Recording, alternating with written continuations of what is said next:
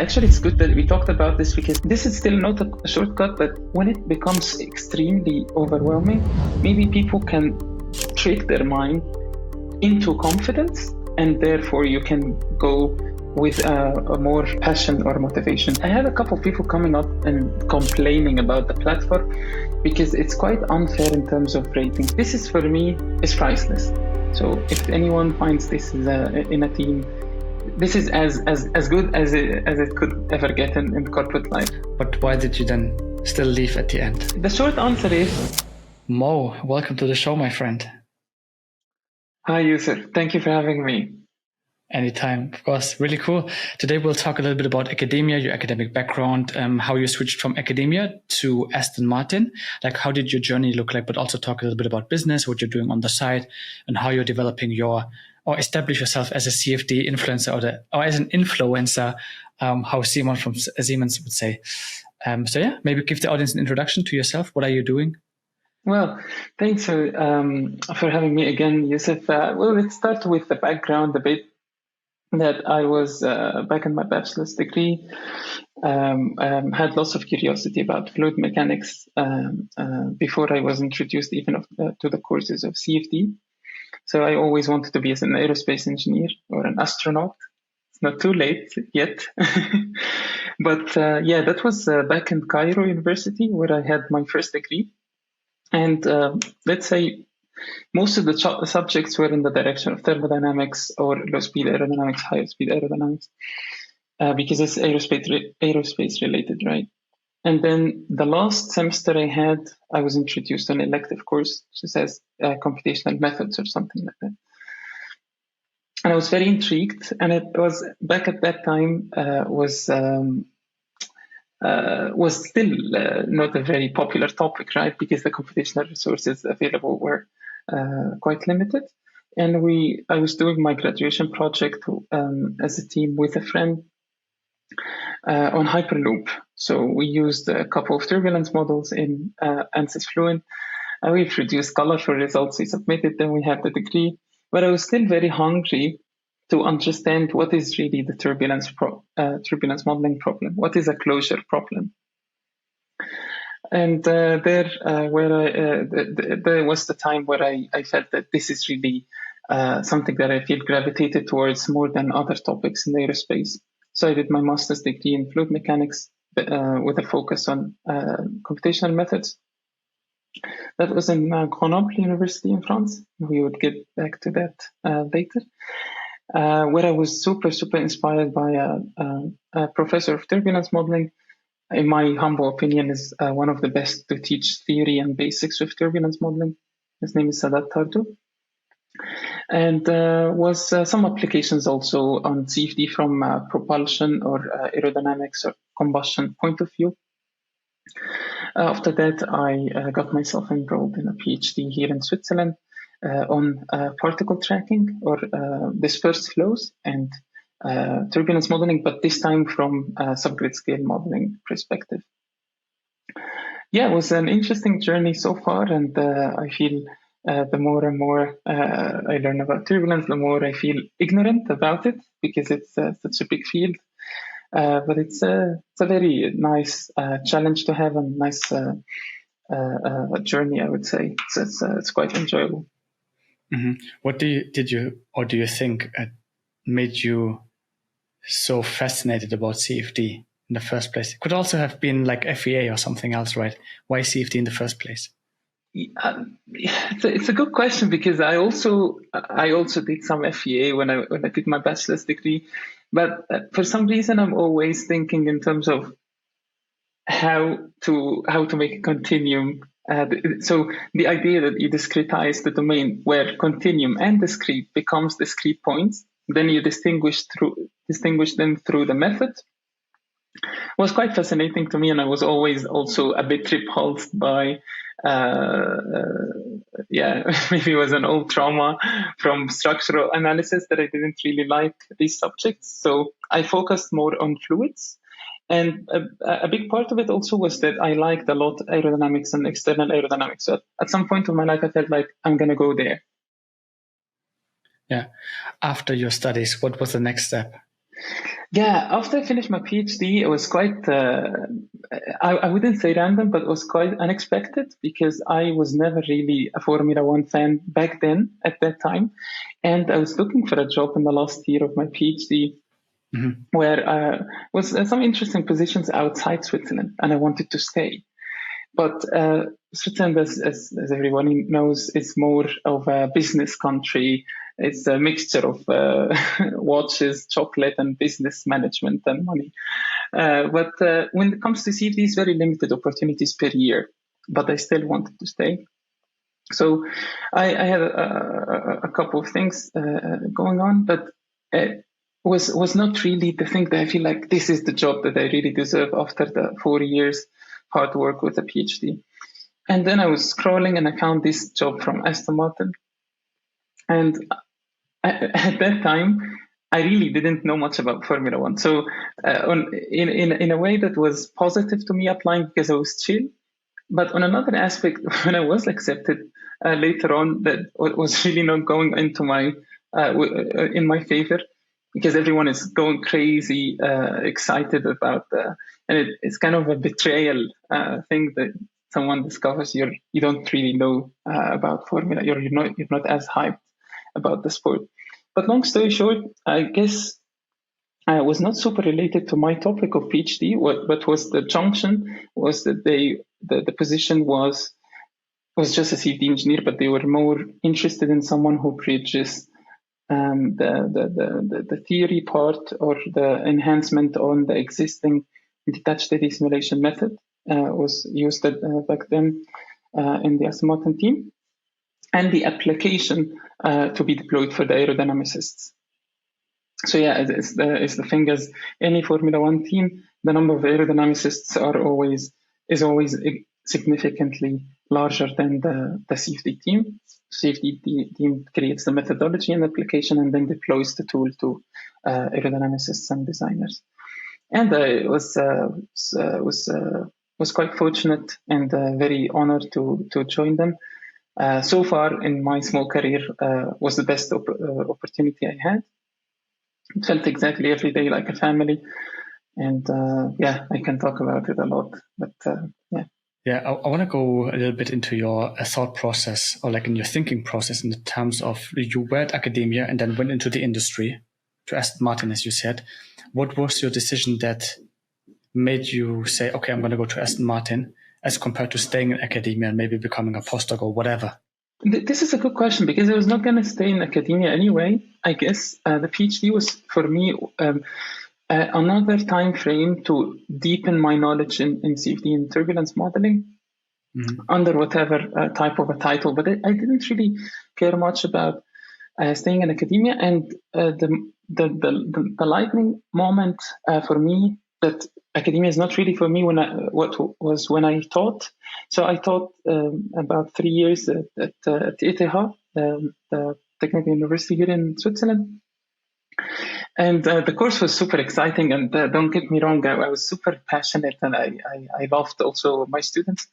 So I was helping as teaching assistant with a professor who taught computation multi-phase thermal fluid dynamics. That was the name of the course. And talked about all the mechanisms of nuclear boiling and multi-phase flow, different approaches, and how to track interfaces between different fluids and CFD. But during that course, I felt that patience is not really my biggest virtue. So I felt like maybe I'm more meant to work with industry because it's maybe it's not something very nice to say about myself, but it's not so easy to deal with humans as it is to deal with things and codes. And so that from you can teach something that you're super passionate about, but academia is a very, very noble job where you have to have super lots of patience to align students and get things working seamlessly. That makes sense. Now then you went to Aston Martin. What happened after that? Yeah, that it was not a long experience. It was towards the end of my probation period. So most of Formula One teams had a probation period of 6 months. And towards the end of that, I was already leaving the team because otherwise the extensions become in terms of a year. So the time intervals become a bit longer. And I had to jump out for family reasons because I was not really balancing the work-life balance was non-existing almost. And that was actually one of the biggest lessons I learned from my first job, is that you have to really respect your boundary conditions. Because it's not going to help anyone to project from someone's life and you say, they're staying in the factory for 24 hours. But you cannot do that. If you have a family, you have to respect that you have a different life, and no matter how much passion you have, you just have to adjust that. And I learned that, I would say, the hard way. But at the same time, what is hard really? So I felt that family comes first, and a job can maybe be, it can come back, especially that if you didn't do something wrong, you did your best, they will understand that it's for family reasons. Of course, it was a very big shock for my boss back then. If he hears this podcast one time, I still appreciate him, and I completely understand that it was not an easy time for the team. But yeah, it was very exciting. Every day I learned new things. The learning curve was staggeringly high most of the time. And maybe one last thing about the team is that I felt extremely supported, not in terms of that you make a mistake, someone tolerates it, or not of that, but that you are, let's say, vulnerable in one area. You know how to deal with this type of flows, and then when it comes to a different area, like let's say vortex dynamics or something else, it's not your biggest competence. And the biggest support I received was that someone who's the team leader still there of the CFD team in Aston Martin spends 2 to 3 hours of his time trying to make sure that we are all on the same page. This is, for me, is priceless. So if anyone finds this in a team, this is as good as it could ever get in corporate life. I guess that someone cares enough to give you all what they know, so we're all moving with the same speed. This was amazing. Really cool. But why did you then still leave at the end? Yeah, family. It's actually, since you have a big network, Jousef, so this will go very broad. But yeah, it was just family that was not really adjusted to them. And my family is from here in Switzerland, and they had to come back. Life was not really going well for them. So yeah, I had to revert back, but it was nothing really about the team or anything. Yeah, because a lot of people would love to be in your position, but I want to talk about that for a second, which is the amount of time, sweat, and tears you put in to become someone who goes from academia to Aston Martin. Obviously, it's a huge thing for people that I would say the majority never achieve. So talk about the work that went into this, because you said I did a PhD and then I went to Aston Martin, but obviously there's a lot of work behind this. Obviously, partially it's also luck, right? So talk to me about the relationship between luck and preparation. Right. So it's a bit of a controversial question, because some people really get upset if you say I don't really believe in luck. But I think that everyone just names it in a different way. Someone names it fate. Someone calls it luck. Someone calls it that I put so much effort that my probability of chances. So you call it probability. But at the end of the day, it was. I agree completely with you. So maybe I didn't talk about it enough because it was a long time. But my employment with Aston Martin stayed 11 months. So I was interviewed across 11 months, 4 or 5 interviews. And of course, so many other people could have been qualified. The only thing is that I think what Formula One teams focus on, because it's a very dynamic environment and you have to fit in very nicely. There are so many smart people, but they always try to find the trade-off between someone who's fitting communication skills and soft skills are aligning with the team. Everyone would like them, or the chances that everyone would like them are higher. And at the same time, they bring a new skill set or a new something that they would bank on with the team. So even while leaving, my manager back then was extremely shocked and was quite emotional. And I understood that because I talked to him, I tried to make it easier. So I said, yeah, everyone is replaceable.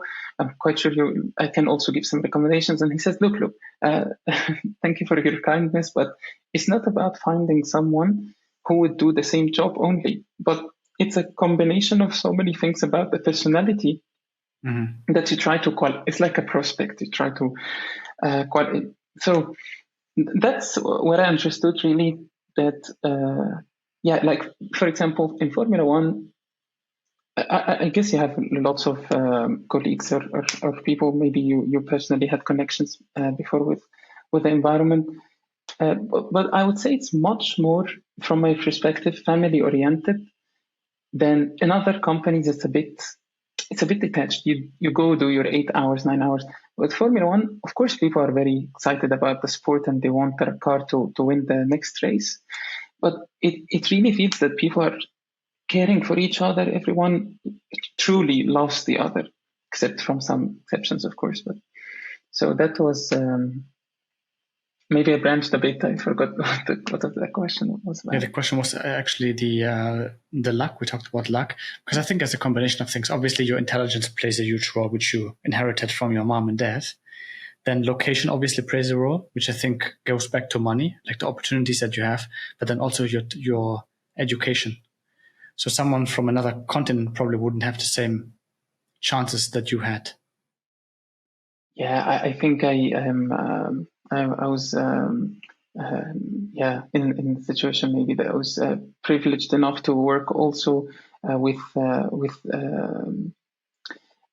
good places here in Switzerland. That it happened that Aston Martin was aware of these names, so they mentioned also, that ETH and EPFL are very preferred places for them to hunt engineers from. But I sometimes hesitate to talk about this because I personally don't really like the approach of university rankings, and I'm a bit against that because some people just fall into the trap that they happen to be in a university that's not very well known, and it influences them negatively, which makes the university ranking even lower and lower. So it's a bit correct. of that. Correct. Yeah, I think it's a psychological thing. I want to talk about also the topic of shortcuts. Like, did you take shortcuts in the past? Like, are you trying to avoid pain or work in order to get faster to your goal? I think because the topic of this podcast will mostly be like about your academic career, CFD career, and a little bit about business at the end, which is very interesting because we kind of have the similar interests. So there's a lot of overlap. I want to talk to you about shortcuts because I think people listening to this podcast, they want to see how can I get there in 2 months instead of 11 months of the interview process. So how do you see that? The short answer is there is always shortcut, but the bad news is it's always a terrible idea. Don't do it. Just don't do it. Shortcuts are always possible because even in coding, right? But it's always a bad idea. It brings you to square one. And I always remember this sentence from my former boss, who says, there is no way around it, Mohammed. We have to go through this. And he inherited this sentence from his former boss. So it's kind of so I absolutely believe in this because you can do it. You can also pretend to be someone that you're not. But at some point, you would have a reality check. You have to realize, am I able to produce that C++ code now that works and I produce results or not? So it's a yes or no type of an answer. With CFD learning, there is something that could be worked around though, because it's a very deep field. It's getting bigger by the day now with AI and computational methods. Skyrocketing also with the computational resources, GPU and with NVIDIA resources, that it becomes at some point very overwhelming for someone even to start. And that we get a lot in the CFD community I created recently, that people are even afraid, you give them as much information as you wish, and it's fully for free. But sometimes they're still, it became too much. And at that point, I wouldn't really recommend a shortcut, but what you could, like a pseudo shortcut, would be that sometimes the best way to learn a code, let's say OpenFlow, maybe you can just go run a test case. it's super easy to run a test case, but it's not a shortcut at the same time. It's just an entry ticket, to very cheap entry ticket that gets you in. You see that there are now results. You start to build confidence a bit. Okay, running the case was / all run was not really that. I need ParaView. What is ParaView? It's a post-processing tool. So you start from there, maybe backward, and then you realize, I ran the case, I can put monitoring points, I can draw forces, I can see the convergence history. How about the physics of the problem? Let's go to have a look at how Navier-Stokes are discretized in OpenFOAM.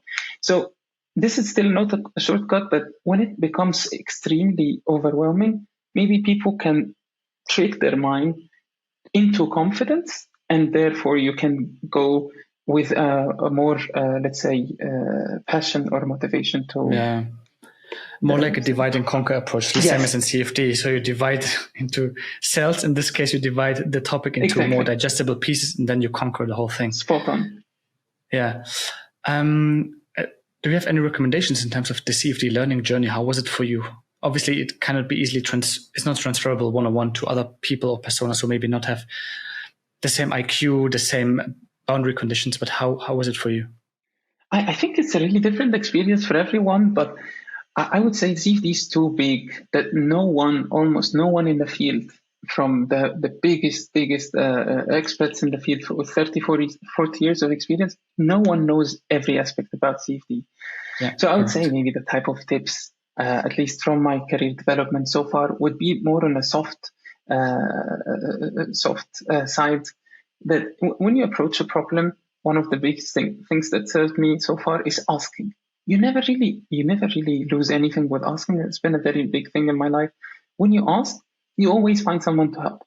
You might have a door being closed, but if you ask someone who's passionate about CFD, they would never say no. They would never say, I don't know this, or I buzz off or something. If someone is passionate, except if it becomes overwhelming, if people contact you on LinkedIn who want their homework done.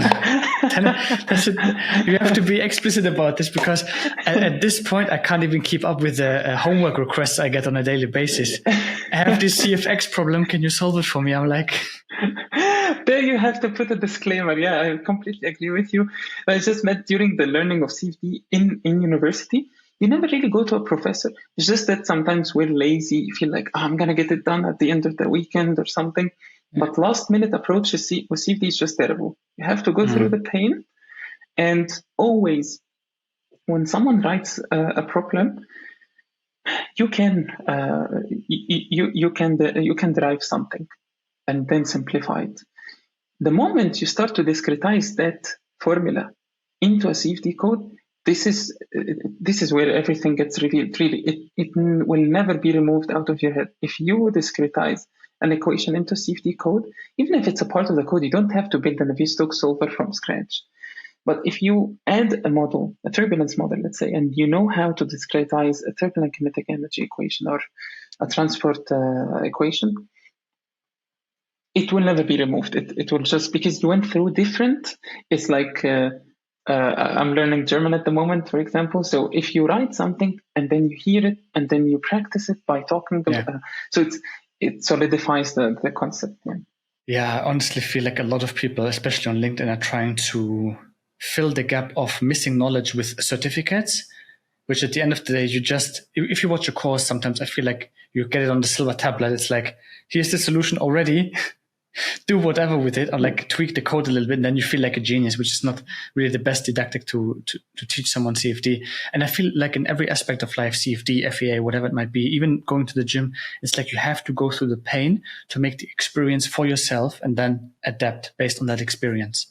It's like a reinforcement learning algorithm, so to speak. It's like fully. Yeah, absolutely. Any other tips that we missed, Mo? Maybe at the moment, I didn't really experience this before, but it's coming more and more of a thing now. It's a bit trickier now that people create codes through AI, because it does it 10 times more efficient than the best programmer ever existed. And this really is so tricky, because at some point you lose really sense with physics, you lose sense of with CFD itself, because even people struggled at the beginning with a tool like ChatGPT. Now you don't struggle, because you have 10 tools or 15 tools which do a better job even in programming, I would still say that it's never going to be obsolete, that you need to learn how to code. Maybe people with massive companies can oppose that because it serves their interests. But to me, it's always good to bank on your skill set, and then you can use the AI, but not to start from there and then you don't have the basics. Yeah, I've experienced it as well. I think I did one experiment with, I'm not sure, not pins, lid-driven cavity, like a super simple code, FDM formulation in like Python. And I said, give me the code. And I tried to run it, and then you get an error, but then you type in the error into ChatGPT. So you iterate a lot of times, but honestly, you don't have any clue about the physics. I was just doing a self-experiment. You don't even think about the physics anymore. It's just like, okay, what is ChatGPT saying? Okay, I'm going to fully trust it. Exactly. But the thing is, this is also scraped code from the internet. So if it's average code, you're going to be an average CFD guy or like a coder. So exactly. Fully agree. You also want to talk a little bit about your CFD community. So who is the CFD community for? Who should join and who should definitely not join? Yeah, I like the last question. No, I'm just kidding. When we started this community, or let's say it popped up in my head, I wanted to really solve a problem. So I was also trying so many different things on the personal front, and I also wanted for my passion to nourish the CFD community a bit on LinkedIn. And I realized that LinkedIn has this barrier, or it's an unnecessary friction, really, especially for technical communities, that you want to sometimes reach someone and there is no way to reach them because you're not connected to anyone who's connected to them, and then you can't really even write a message. Everyone knows it, and you have to be premium or whatever. If you are premium, you drop them a message. If they are public profile, then the chances they get back to you is almost non-existent.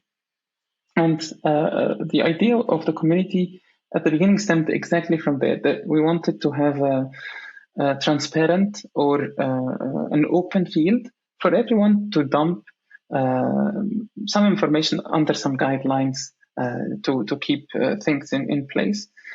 But also we allow courant or let's say constant regular discussion. Was started with once a week, and then we are still discussing once a month, every Monday at the beginning of the month. And there was just to update, to give an update. Everyone gives an update from their side, and we connect, build a better community where we couldn't have on LinkedIn. And then the second aspect of it was to really promote confidence a bit in CFD. So some people are really intelligent, but they have a big problem to showcase their skills, and therefore it reflects on their CVs, and therefore it reflects on them not being able to land the right job. Mm-hmm. And then we started to promote that you could post what you learned in school, also on LinkedIn. People would maybe go and interact with you there, just to build a profile, just to tell people, hey, I'm here, I like CFD, and I'm learning CFD at the moment. Otherwise, visibility is very important also, and it's quite usually underlooked. The only problem is that it's always motivation versus passion or consistency. So motivation is, always this flame, but then it gets turned off, or it keeps popping. But consistency is something different. And with my community, I hope it gets better, or I can also think of a better idea. Started exactly like that. So all the figures and graphs, the statistics from the platform there is called School, so SK, and it dropped. So declined maybe 15 days in with a big amount of information, and list of repositories on GitHub, and we call it even inside the golden list of GitHub. It declined. In my opinion, if someone is passionate enough, it's like exactly, I saw a post of yours recently saying, when the customer or when the client wants something, they would pay any price to have that service because they are in need for that. Mm-hmm. And it's not now in terms of financially, to me at least, not only about financially paying, but seeking enough to reach it. Because my school community up to 2 months ago was completely for free to join, even though that it's quite expensive to maintain. But then you would look at the statistics and no one would see the courses. The courses are for free. The information is available. And people are asking, how can I start in CFD? And there is a complete guideline to start step by step where to go from ABC. honestly, Mo, when you talk about this, I think I know what the problem is. The thing is, people are not overwhelmed. Also, there is a lot of laziness involved because the thing is, it is for free. The community costs like $1 a month? Yeah, it depends if you put it. I mean, you can put a small ticket, or our community is about $50 per month at the moment. But we started with completely for free, and we had 1,000 people completely joined for free. But people are now paying $50 a month. Like if someone would join. But yeah, but I think exactly the problem is $50 a month is not enough of a pain for them to say, I'm gonna go heads down into CFD, I'm going to make this work, and then I'm going to find a job. So I'm going to have a return on invest, because joining a community is like an invest, or investing in anything, a book, a course, whatever it might be, a consulting. But the people don't understand that. Like, they don't have the mindset of like, okay, I'm going to lose €1 back in the days when it was €1 your community, or like I'm going to lose 50 euros. Yeah. But I think you did the right thing. I think increasing the price definitely to make sure the pain is higher. Therefore, they're going to go through the course. If you give someone something for free, let's say, I don't know, a gym training class for free, barely anyone would do it because it's for free, because so it must be cheap or like not worth the money, which is free. But if you charge like €500 an hour or dollars an hour, then it's definitely different. So you're going to show up on class. I agree. So I agree completely. I actually had another course on Udemy which taught an open source code called T-Flows. And it's just fascinating. Exactly what you said is absolutely true. And it's usually not as intuitive to the mind when you implement it as we talk right now. So it's always almost the same, like you have to go through the process and then you realize, but it's the same realization. So people at the beginning would book the course. Udemy is a platform out of many that provides the online courses, and then go through the course, and they are caring enough because they paid the price of the course, go through the course until the end, and then they put a review. They take the whole experience with them. And then I made this some kind of a quarterly giveaway in 2023 where I opened maybe 500 slots of the course completely for free. And then people would join a lot because, it's a good opportunity. People would join a lot. None of them would finish the course. None of them would be there. It's crazy. The dropout rate I've read research actually when I was trying to investigate back in the old days when I was doing courses. There's even research about that cohort-based courses, so people have to be live to attend, increases the chances of people actually finishing a course. So you could think about cohort. I did a cohort myself. It's a lot of work. And then obviously you have to charge them one. People are going to be like, well, I don't want to spend $250 into my career. I was like, then don't. But that's a funny thing, because we talked about academia, from academia to Aston Martin. And I had this quote in mind, which is like, everybody is jealous of where you are, but nobody is jealous of the journey, how to get there. 100%. This is like, nobody wants to put in work anymore. And especially in the age of ChatGPT and AI, where everything is going to be facilitated, everyone is like, AI is going to figure it out. I don't need to put in the work. But exactly now where we have AI, you have to put in the work in order to stand out. Exactly. But it's a tricky topic. I want to say it really pisses me off sometimes, because people want to have so much, but don't want to put in anything. Yeah. It's not only also for CFD, but and so many people would say openly, look, I'm not a person who would like to invest financially in anything. Fair enough. You could learn also a lot of things, but you would not have as much eye-opening experiences as someone who did that, because someone who does that is always also taking the risk that it could be worth it or not worth it.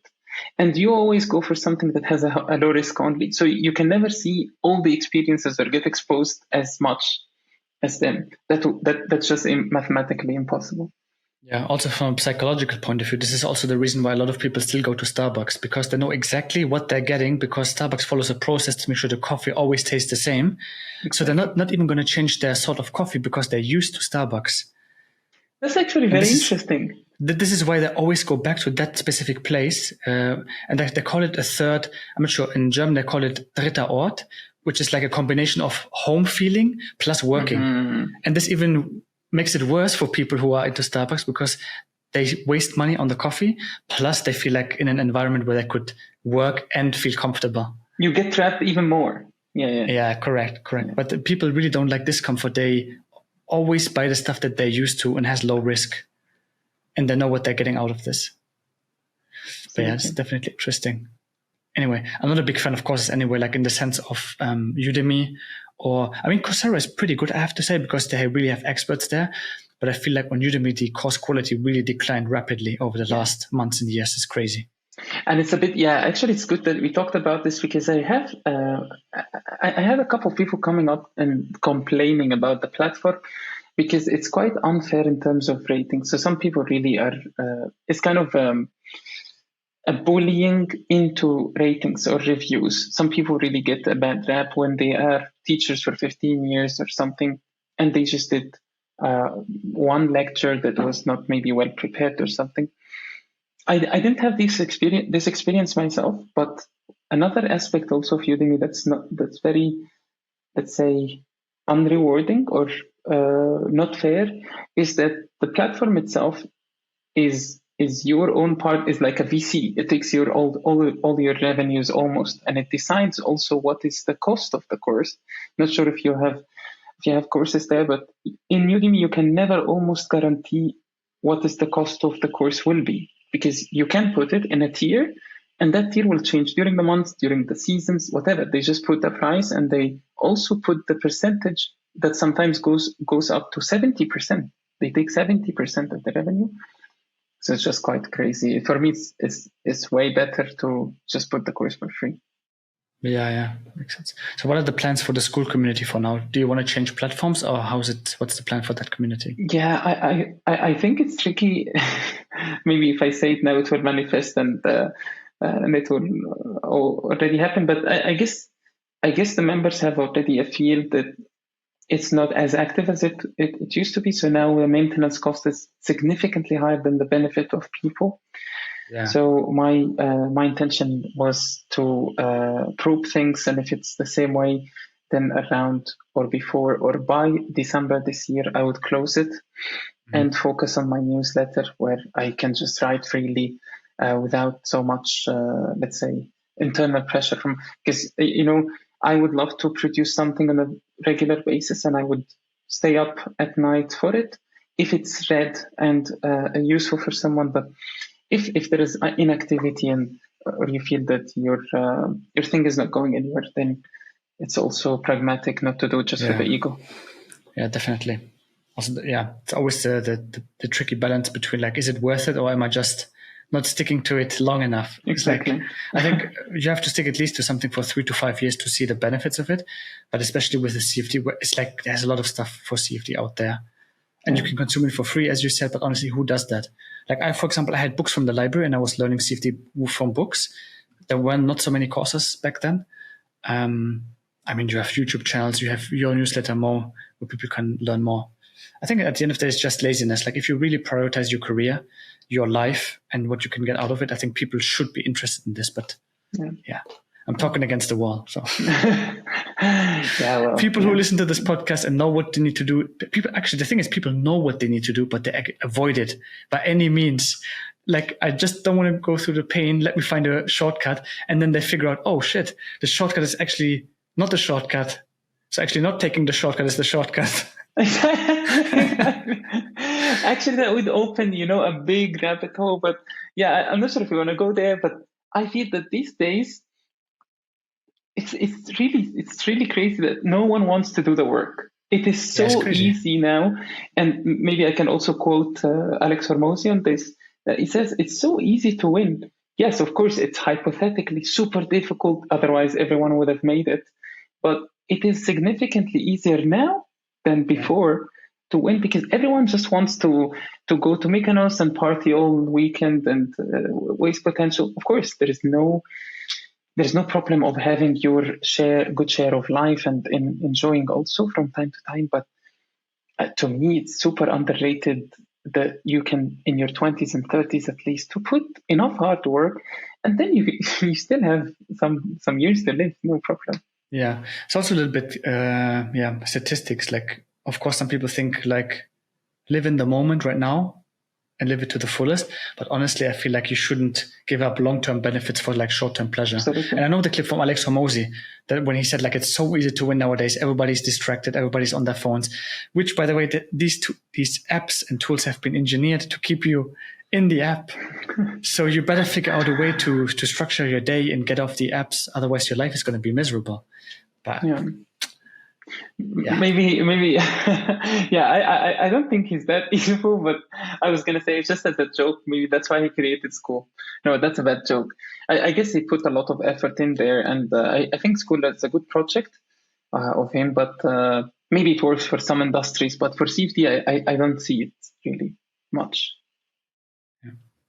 Okay, last topic I want to talk about is social skills. Like, do you practice them actively? Does it come natural to you? Or let's talk about the soft skills for engineers or maybe CFD practitioners. How important do you think that is? And how did it help you at Aston Martin?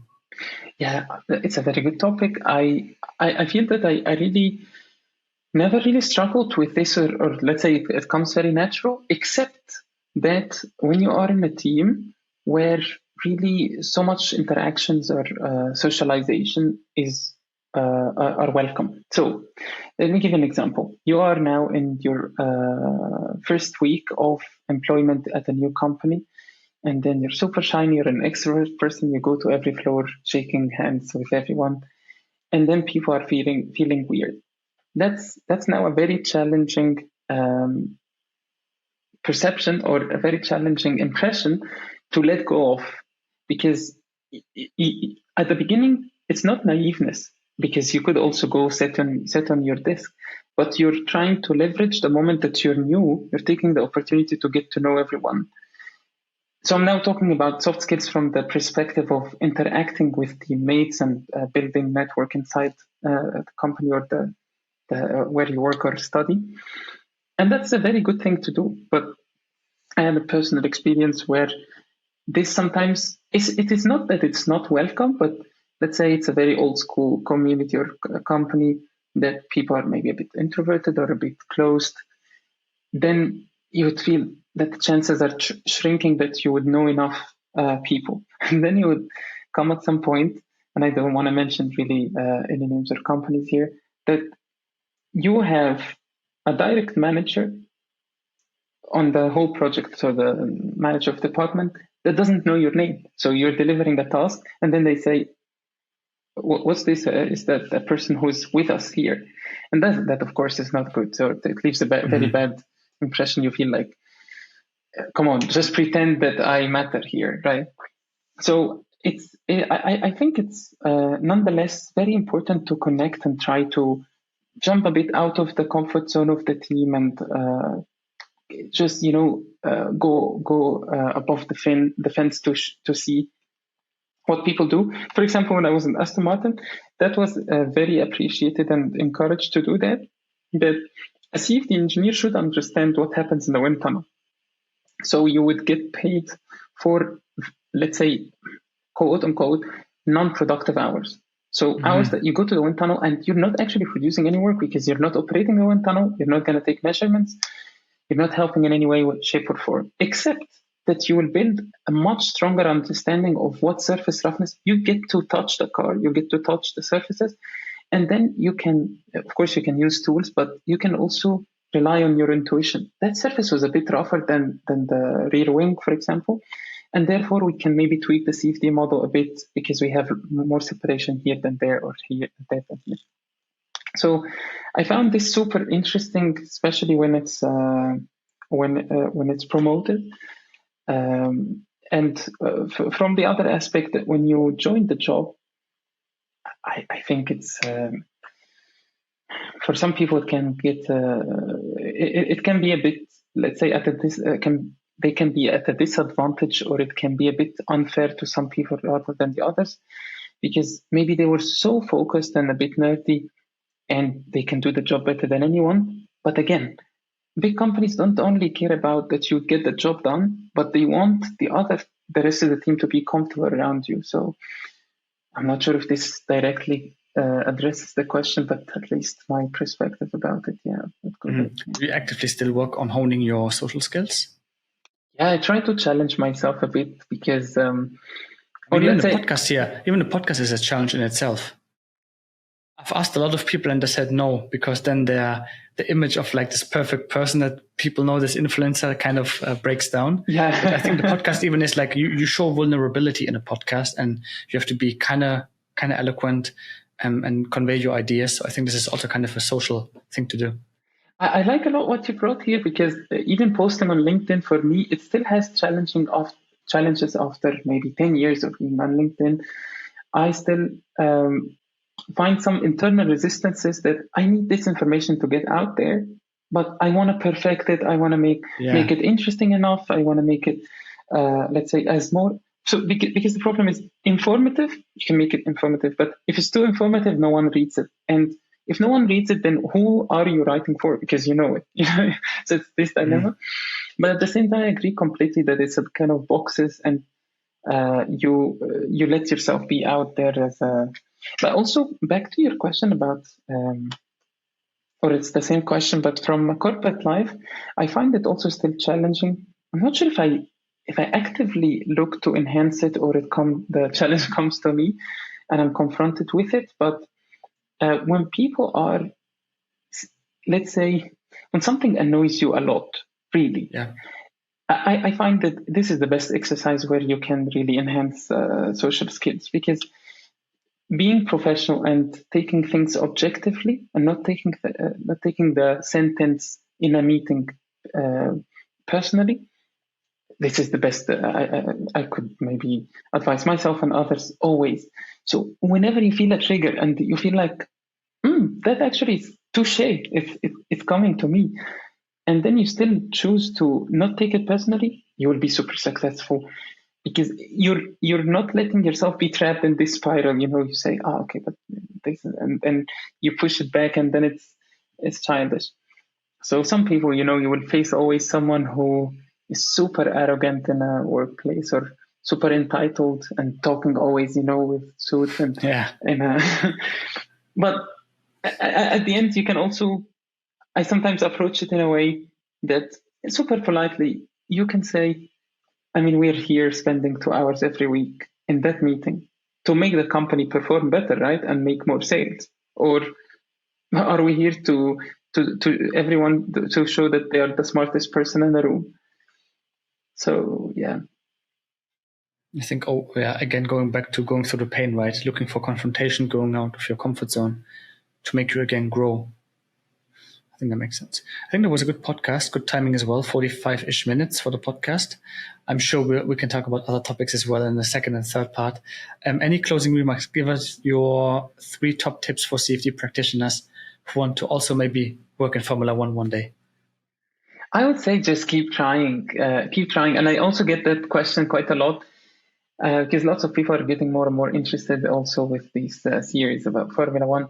Just go out there and try, and if it doesn't come now, I had a close friend of mine actually who tried joining for Formula One for the last, let's say, couple of years, 4 years, and was not really always working well. And recently joined the McLaren team, and at the best peak performance of Formula One teams at the moment. So I would say it will always come, but the question is when. Just keep hitting and on the nail, and focus on what you really love and feel curious about. Just show up every day. Do exactly the same thing if you're on the right road, and it will just happen. It's a matter of time. And I also advise myself with the same. Yeah, but yeah, also make sure to network on LinkedIn if you can. I think showing up on LinkedIn every day, you don't even have to post. Just network with people, write them a nice message, say, hey, love your content, whatever. I think this also helps a lot building connections. Mo, thank you so much. That was insightful discussion. I think we talked about a lot of different topics, but I think hopefully the audience likes it. Let us know in the comments what you think. And yeah, looking forward to part number 2. I thank you, Jousef, for having me. Always good to talk to you.